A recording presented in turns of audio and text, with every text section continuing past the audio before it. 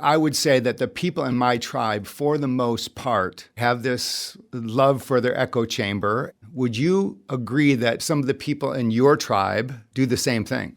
Totally. Especially during COVID, there was a lot of conversations of breaking relationships with family members because they were too far right. And there are some in our fellowship that would say, if you're not voting Republican, you're not even a Christian.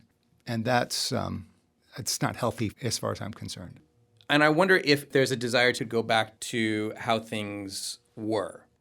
Yes, and it goes back to that idea of commonality. When I Love Lucy came out, 71% of Americans watched it. Yeah. And so we all thought the same way. And we were happy that they didn't have a queen bed. They have a child, but they have two single beds.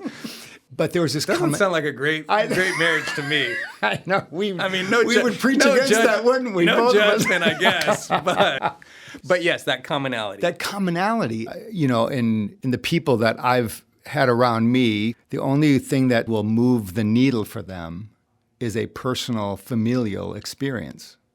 I mean, I remember my parents telling me they saw a person with shorts in church in front of them, and that just really threw them off. They couldn't even, they couldn't listen even to a word the preacher said that day because of the guy with shorts in front of them, Yeah.